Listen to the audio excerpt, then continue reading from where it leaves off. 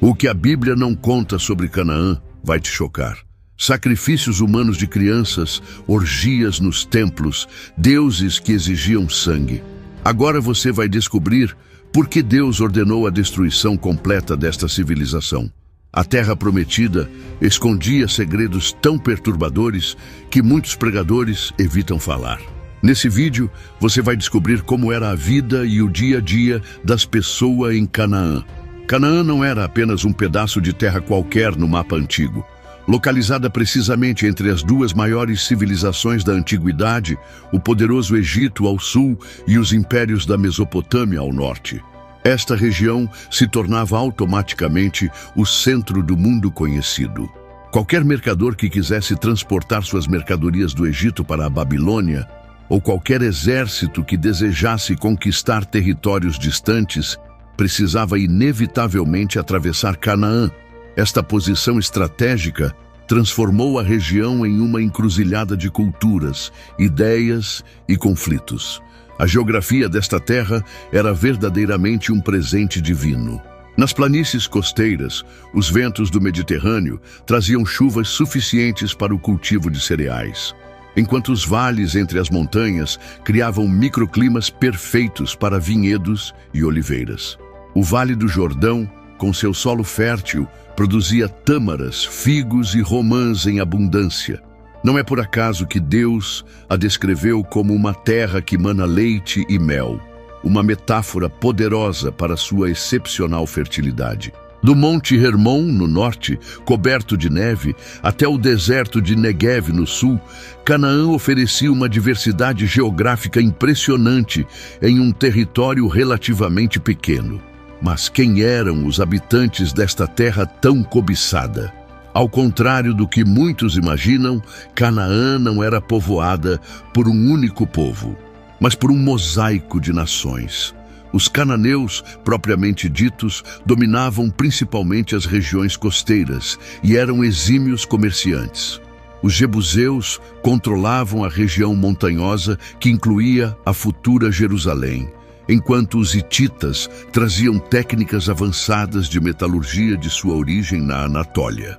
Os amorreus, conhecidos por sua estatura elevada, controlavam fortalezas nas montanhas. Perizeus e heveus completavam este cenário étnico diversificado, cada grupo com seus próprios costumes, dialetos e divindades.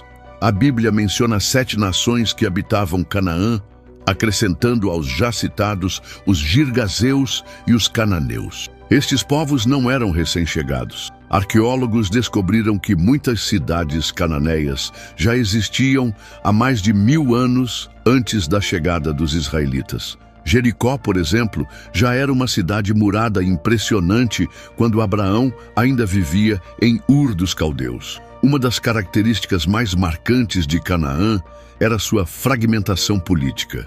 Diferente do Egito unificado ou da Babilônia centralizada, Canaã funcionava como um conjunto de cidades-estado independentes. Cada cidade importante, como Hazor, Megido, Laquis ou Jerusalém, tinha seu próprio rei, que controlava a cidade e os vilarejos ao redor.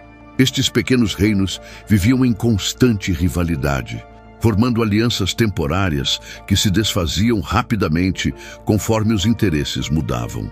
As cartas de Amarna, descobertas no Egito, revelam reis cananeus implorando por ajuda militar ao faraó contra seus vizinhos. "Envie arqueiros, ou minha cidade será destruída", escrevia desesperadamente um governante de Canaã. Esta fragmentação política criava um ambiente de instabilidade permanente, onde a lealdade era uma moeda rara e a traição uma tática comum. Mas eis o grande paradoxo de Canaã.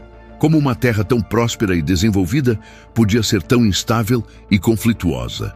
A resposta está na própria riqueza da região. Justamente por ser tão fértil e estratégica, Canaã atraía constantemente a cobiça de impérios vizinhos.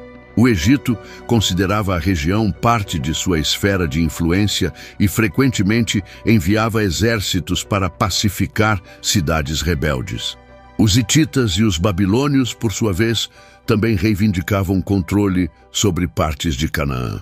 Internamente, a riqueza gerada pelo comércio criava sociedades extremamente desiguais. Enquanto elites urbanas viviam em palácios luxuosos, a maior parte da população subsistia em condições precárias. Esta disparidade social alimentava tensões constantes que frequentemente culminavam em conflitos violentos. Mas quem eram realmente esses povos e como eles viviam suas vidas cotidianas? Vamos agora explorar o dia a dia em Canaã, com revelações que poucos pregadores têm coragem de mencionar. Sobrevivendo na Terra Prometida. O dia a dia em Canaã. Antes que os israelitas entrassem em Canaã, o cotidiano desta terra já pulsava com uma vitalidade própria que muitos desconhecem. A amanhecer em uma cidade cananeia. O sol nascia sobre casas de pedra e barro, empilhadas umas sobre as outras em ruas estreitas e tortuosas. Diferente das casas modernas, as habitações cananeias eram simples, geralmente com 1 ou 2 cômodos. As paredes, feitas de tijolos de barro misturado com palha e pedras, proporcionavam um isolamento natural contra o calor intenso do dia e o frio da noite. Os tetos eram planos, feitos de vigas de madeira, cobertas com galhos entrelaçados e uma camada de barro. Estes terraços serviam como extensão da casa. Ali, as famílias dormiam nas noites quentes de verão, secavam grãos e frutas ao sol, e às vezes até construíam cabanas temporárias durante as festas. Logo ao amanhecer, as mulheres cananeias já estavam em plena atividade. Seu primeiro trabalho do dia era acender o fogo e começar a moer grãos de trigo ou cevada em moinhos de pedra manuais para fazer a farinha do pão diário. Este era um trabalho árduo que podia levar horas. Enquanto isso, outras mulheres da casa saíam com jarros de cerâmica para buscar água no poço comunal da cidade, um momento social importante onde notícias e fofocas eram trocadas. A dieta básica do cananeu comum consistia principalmente de grãos, o pão achatado, assado em fornos de barro ou em pedras quentes, era o alimento fundamental, acompanhado de azeite de oliva, azeitonas, lentilhas e grão de bico. Frutas como tâmaras, figos e romãs complementavam a alimentação, assim como leite de cabra, queijos e iogurte. A carne era um luxo reservado para ocasiões especiais e festas, geralmente cabras, ovelhas ou, para os mais ricos, gado.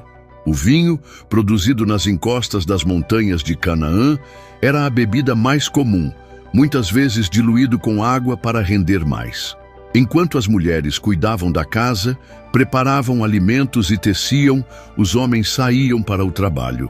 A maioria absoluta da população cananeia era composta por camponeses que cultivavam pequenos lotes de terra nos arredores das cidades. De manhã cedo, eles partiam com suas ferramentas, arados puxados por bois ou jumentos, enxadas, foices de bronze ou ferro, para trabalhar nos campos. O suor do trabalho agrícola era constante e exaustivo, especialmente sob o sol escaldante do levante. Nas cidades, artesãos especializados começavam seu dia em oficinas que muitas vezes eram parte de suas próprias casas. Oleiros moldavam vasos de cerâmica em rodas manuais, criando recipientes para armazenar alimentos, água e óleo. Ferreiros batiam metais incandescentes, forjando ferramentas agrícolas, armas e ornamentos. Carpinteiros transformavam a escassa e preciosa madeira em móveis, portas e implementos diversos. Tecelões convertiam lã e linho em tecidos, enquanto curtidores preparavam couro de animais para sandálias e recipientes. No topo da sociedade, reis locais viviam em palácios relativamente modestos se comparados aos dos faraós egípcios, mas luxuosos para os padrões cananeus. Cercados por guardas, servos e conselheiros, estes monarcas dedicavam seus dias a resolver disputas judiciais, planejar projetos de construção, receber enviados estrangeiros e, frequentemente, preparar-se para guerras contra cidades vizinhas. Quase tão poderosos quanto os reis, eram os sacerdotes que administravam os templos, realizavam rituais e serviam como intermediários entre o povo e os deuses. A vida em Canaã era regulada pelos ciclos agrícolas, a época de plantio, a expectativa ansiosa pelas chuvas de inverno, a colheita e os festivais associados a estes eventos. Quando a colheita chegava, uma parte significativa ia para os armazéns do palácio e do templo como tributo ao rei e aos deuses, deixando muitos camponeses com apenas o suficiente para sobreviver até a próxima safra. Se você quer experimentar a proteção divina que os israelitas receberam ao entrar nesta terra de contrastes, comente agora: eu confio na provisão de Deus mesmo nos tempos difíceis. Mas além do trabalho e da vida comum, havia algo ainda mais forte que regia a sociedade cananeia: a religião. Uma força tão poderosa quanto perturbadora que dominava cada aspecto da vida. Segredos esquecidos de Canaã. O que os livros de história não contam? Em meio às ruínas das antigas cidades cananeias, arqueólogos descobriram tabuletas de argila com inscrições que revelam um mundo surpreendentemente complexo. Embora a maioria da população fosse analfabeta, existia uma elite de escribas altamente treinados que dominavam não apenas a escrita cuneiforme da Mesopotâmia, mas também desenvolviam um sistema alfabético que revolucionaria a comunicação escrita. A influência egípcia era tão forte que muitos nobres cananeus enviavam seus filhos para estudar no Egito, aprendendo hieróglifos e trazendo de volta conhecimentos de matemática, astronomia e medicina. Este intercâmbio cultural criou uma sociedade onde o conhecimento era poder, restrito a poucos privilegiados. As festas cananeias eram eventos memoráveis, regados a vinho em abundância. Os arqueólogos encontraram adegas impressionantes em várias cidades, algumas capazes de armazenar milhares de litros. Mas havia algo mais perturbador: evidências de uso ritual de substâncias alucinógenas. Em certos templos, sacerdotes e sacerdotisas consumiam preparados de ervas psicotrópicas para comungar com os deuses. Estes estados alterados de consciência eram interpretados como possessão divina, permitindo que os sacerdotes transmitissem mensagens dos céus, uma prática que o Deus de Israel condenava veementemente. As realizações arquitetônicas dos cananeus eram notáveis para sua época. Jericó, uma das cidades mais antigas do mundo, possuía muralhas impressionantes com até 6 metros de altura, construídas com técnicas avançadas de engenharia. Algumas cidades desenvolveram sistemas rudimentares de aquedutos para fornecer água, canalizando nascentes através de túneis subterrâneos até cisternas centrais. Os templos dedicados a Baal e Astarote eram estruturas imponentes, com altares elevados para sacrifícios e pátios cercados por estelas e símbolos de fertilidade. Os famosos postes de Azerá, mencionados na Bíblia como abominações. O sistema de justiça em Canaã era brutal e direto. Um rei tinha poder absoluto sobre vida e morte, frequentemente atuando como juiz supremo. As punições para crimes incluíam multas para ofensas menores, mas rapidamente escalavam para mutilações e execuções públicas. A vingança familiar era institucionalizada com o princípio do olho por olho, aplicado literalmente. Relatos históricos mencionam reis cananeus que cortavam os polegares e dedões dos pés de inimigos derrotados, exatamente como aconteceu com Adonibezeque no livro de Juízes, que confessou ter feito o mesmo com 70 reis antes de receber o mesmo tratamento. A aparência física era extremamente valorizada na sociedade cananeia. Homens e mulheres usavam túnicas coloridas, tingidas com púrpura e carmesim, extraídos de moluscos e insetos, cores que simbolizavam poder e riqueza. As mulheres da nobreza adornavam-se com joias elaboradas, brincos, colares e tornozeleiras de ouro e prata. muitas vezes incrustadas com lápis lazuli e cornalina. Os relacionamentos em Canaã seguiam padrões que os israelitas consideravam profundamente imorais. Além dos casamentos arranjados, que eram a norma, homens poderosos mantinham concubinas e escravas sexuais. Durante festivais religiosos dedicados a Astarote, a prostituição ritual era praticada como forma de garantir fertilidade para a terra. Templos mantinham sacerdotisas, que na realidade eram prostitutas cultuais. A homossexualidade era registrada não apenas como prática pessoal, mas também integrada a certos ritos religiosos. O divórcio existia, mas era extremamente desfavorável às mulheres, que perdiam direitos sobre filhos e propriedades. A vida em Canaã era frequentemente encurtada por doenças devastadoras. A falta de saneamento básico, com lixo e excrementos acumulados nas estreitas vielas das cidades, criava condições ideais para epidemias. Práticas médicas mesclavam o uso de ervas medicinais com rituais mágicos dirigidos aos deuses da cura. A lepra era particularmente temida, levando ao isolamento completo dos doentes, que eram forçados a viver fora dos muros da cidade. Uma prática que mais tarde seria incorporada na lei mosaica, mas por razões de saúde pública, não de superstição. Se você compreendeu porque o Senhor ordenou a conquista de Canaã, escreva nos comentários: teus caminhos são mais altos, Senhor, e compartilhe este vídeo para que outros também possam entender os planos divinos.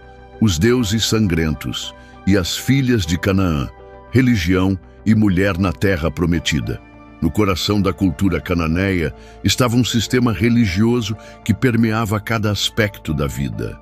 O panteão era dominado por El, o pai dos deuses, mas a verdadeira devoção popular se dirigia a Baal, o poderoso deus da tempestade e fertilidade, e sua consorte Astarote ou Asherá, deusa da fertilidade, amor e guerra. Os cananeus acreditavam que o ciclo anual de seca e chuva representava a morte e ressurreição de Baal, e que os rituais corretos poderiam influenciar essas forças divinas. Os templos cananeus eram estruturas imponentes, geralmente construídos nos pontos mais altos das cidades, os famosos lugares altos, mencionados repetidamente na Bíblia como centros de idolatria. Esses templos tinham pátios para rituais públicos, altares para sacrifícios e áreas secretas onde apenas sacerdotes podiam entrar. Escavações arqueológicas revelaram estátuas de Baal empunhando um raio e de Astarote nua, enfatizando sua sexualidade sagrada. O aspecto mais perturbador desta religião eram os sacrifícios. Animais eram rotineiramente oferecidos, mas em momentos de extrema crise, secas prolongadas, epidemias ou ameaças de invasão, os cananeus recorriam ao sacrifício humano. Evidências arqueológicas comprovam o horror do Molk, a prática de sacrificar crianças, geralmente primogênitos, a Moloque, uma manifestação de Baal. Em Cartago, colônia fenícia que preservou práticas cananeias, arqueólogos descobriram o Tofete, um cemitério com milhares de urnas contendo restos cremados de crianças sacrificadas. Os rituais de fertilidade constituíam outro elemento central da religião cananeia. Acreditava-se que a união sexual entre Baal e Astarote trazia fertilidade à terra. Este mito era ritualmente encenado nos templos, onde sacerdotes e sacerdotisas realizavam atos sexuais como forma de estimular os deuses a fazerem o mesmo. A prostituição sagrada era institucionalizada, com homens e mulheres dedicados a servir nos templos como prostitutos cultuais, práticas veementemente condenadas na Torá. O calendário religioso cananeu girava em torno dos ciclos agrícolas. O festival mais importante era o Ano Novo, celebrado no outono, quando as primeiras chuvas deveriam chegar. Durante estes festivais, o consumo de álcool e drogas rituais era comum, levando a estados alterados de consciência interpretados como possessão divina. E dentro dessa sociedade profundamente religiosa, as mulheres tinham um papel fundamental, embora profundamente contraditório. A vida das mulheres em Canaã era moldada pela dualidade entre veneração e opressão. Por um lado, a feminilidade era reverenciada através do culto a Astarote. Por outro, a maioria das mulheres vivia sob rígido controle patriarcal. Esta contradição definia o cotidiano feminino em todos os aspectos. O casamento em Canaã era essencialmente um acordo comercial entre famílias. Uma jovem tinha pouca voz na escolha de seu esposo, sendo o casamento arranjado por seu pai, que negociava um mohar, preço da noiva, a ser pago pela família do noivo. Documentos descobertos em Ugarit, uma cidade cananeia, revelam contratos matrimoniais detalhando estes arranjos financeiros. Uma vez casada, a mulher passava da autoridade do pai para a do marido. Escavações em algumas cidades cananeias revelaram tumbas luxuosas de mulheres, sugerindo que algumas ocupavam posições de poder. Em certas cidades-estado, rainhas governavam após a morte de seus maridos, enquanto seus filhos não atingiam a maioridade. Textos egípcios mencionam rainhas de Canaã, com quem os faraós mantinham correspondência diplomática. Na vida cotidiana, as mulheres cananeias eram responsáveis pela manutenção do lar, preparo de alimentos, tecelagem, cuidado dos filhos e várias tarefas agrícolas. Os têxteis produzidos por artesãs cananeias eram renomados, com tecidos tingidos de púrpura, sendo um artigo de luxo exportado para o Egito e Mesopotâmia. Mostre para Jesus que você valoriza seus ensinamentos sobre como proteger as mulheres e crianças. Comente: Jesus protege os inocentes. Mas além das questões sociais e religiosas, Canaã era um lugar de guerra constante, onde cidades vizinhas se enfrentavam em conflitos intermináveis. Muralhas que caem. A guerra em Canaã e a chegada de Josué. A guerra não era uma exceção em Canaã, era a regra. O som de trombetas anunciando ataques inimigos e o brilho de armaduras sob o sol escaldante faziam parte do cotidiano. Cada cidade-estado ambicionava expandir seu território, controlar rotas comerciais e subjugar vizinhos. As planícies férteis, nascentes de água e passagens estratégicas eram motivos constantes de conflito. Uma cidade poderia ser aliada em uma estação e inimiga mortal na seguinte, conforme as alianças mudavam com a rapidez dos ventos do deserto. Os exércitos cananeus eram relativamente avançados para sua época. A elite militar consistia em guerreiros profissionais equipados com armaduras de bronze, escudos, lanças e espadas de bronze ou ferro. Os arqueiros formavam uma linha de ataque temível, enquanto fundibulários atingiam inimigos à distância com pedras mortais. Mas o verdadeiro orgulho militar cananeu eram suas carruagens de guerra, veículos leves puxados por 2 cavalos, transportando um condutor e um guerreiro armado. Estas tanques da antiguidade dominavam as batalhas nas planícies, permitindo ataques rápidos e devastadores. As cidades cananeias investiam enormemente em fortificações defensivas. Jericó, um dos assentamentos mais antigos do mundo, possuía muralhas duplas impressionantes, com até 6 metros de altura e 3 metros de espessura. Escavações arqueológicas revelaram torres defensivas maciças e portões complexos projetados para dificultar invasões. A cidade de Laquis tinha um sistema de muralhas duplas e uma rampa interna que permitia que defensores se movimentassem rapidamente para responder a ataques em diferentes pontos. Estas estruturas defensivas eram tão impressionantes que os israelitas, ao avistá-las pela primeira vez, sentiram-se como gafanhotos comparados aos habitantes locais. As táticas de guerra cananeias eram sofisticadas, combinando ataques de carruagens com manobras de infantaria. Cercos eram comuns, com invasores construindo rampas contra as muralhas inimigas. Uma tática adotada pelos assírios e babilônios em períodos posteriores. Os cananeus também dominavam a arte da guerra psicológica, utilizando o terror para subjugar adversários. Registros históricos contam que os reis vitoriosos frequentemente exibiam cabeças decapitadas de líderes inimigos nos portões das cidades, ou empalavam prisioneiros em estacas ao longo das estradas como aviso. Apesar de sua ferocidade em batalha e tecnologia militar avançada, os cananeus sofriam de uma fraqueza fatal, sua incapacidade de se unir. As cartas de Amarna revelam cidades cananeias lutando entre si mesmo quando ameaçadas por invasores externos. Enquanto meu vizinho cai, eu prospero, parecia ser a mentalidade prevalecente. Esta fragmentação significava que potenciais invasores poderiam derrotar cada cidade-estado isoladamente, sem enfrentar uma resposta coordenada. E foi nesse cenário de caos que Josué e os hebreus chegaram.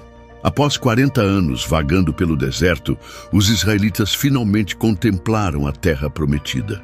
Para eles, Canaã não era apenas mais um território a ser conquistado. Era o cumprimento de uma aliança divina feita a Abraão gerações antes. A terra que fluía leite e mel representava não apenas abundância material, mas o local onde poderiam finalmente viver segundo as leis de seu Deus, livres da opressão egípcia e das tentações idólatras encontradas durante sua jornada. Quando os hebreus cruzaram o Jordão, encontraram um país dividido e vulnerável. A primeira cidade a cair foi Jericó, cujas lendárias muralhas desmoronaram miraculosamente após os israelitas marcharem ao seu redor por 7 dias. Este evento, registrado no livro de Josué, marcou o início de uma campanha militar que mudaria para sempre a face de Canaã. Hazor, Laquis e outras cidades importantes caíram sucessivamente. A conquista não foi apenas militar, foi uma revolução cultural e espiritual. Onde antes se erguiam templos a Baal e Astarote, agora o povo de Israel adorava a Yahweh, o Deus único. Os festivais cananeus de fertilidade foram substituídos por celebrações como a Páscoa e o Tabernáculo, que comemoram a libertação e provisão divina. Práticas como sacrifícios humanos e prostituição ritual foram abolidas, substituídas por um código moral baseado nos 10 mandamentos e na lei de Moisés. O choque entre os valores hebreus e cananeus não poderia ser mais profundo. Onde os cananeus viam deuses caprichosos que precisavam ser aplacados com sangue, os israelitas conheciam um Deus que estabelecia uma aliança com seu povo. Enquanto a religião cananeia girava em torno dos ciclos naturais e fertilidade, a fé hebraica se baseava em eventos históricos e revelação direta. Os cananeus buscavam controlar seus deuses através de rituais. Os israelitas eram chamados a obedecer ao seu Deus através de vidas justas. A arqueologia confirma que este período testemunhou uma transformação radical. Escavações mostram um declínio acentuado em artefatos religiosos cananeus, estatuetas de Astarote, altares a Baal e o surgimento de uma cultura material distinta, caracterizada pela ausência de imagens e símbolos idólatras. Novas aldeias surgiram nas regiões montanhosas, com padrões arquitetônicos diferentes e ausência dos ossos de porco comumente encontrados em assentamentos cananeus. A conquista não foi instantânea nem total. O livro de Juízes revela que muitos cananeus permaneceram na terra, e sua influência cultural e religiosa continuou a tentar os israelitas por gerações. Esta coexistência tensa é confirmada por descobertas arqueológicas, mostrando uma mistura de práticas culturais em alguns assentamentos do período. Se você acredita que Deus continua lutando batalhas espirituais para cumprir seus propósitos em sua vida, comente: "O Senhor dos Exércitos luta por mim." Deus falou com você hoje. Esta mensagem sobre Canaã não foi por acaso, foi um chamado. Clique agora no vídeo na tela sobre Assim era a vida em Sodoma e Gomorra, a verdade que poucos têm coragem de contar. Você vai descobrir segredos chocantes que explicam por que Deus agiu com justiça e como isso se aplica diretamente à sua vida hoje.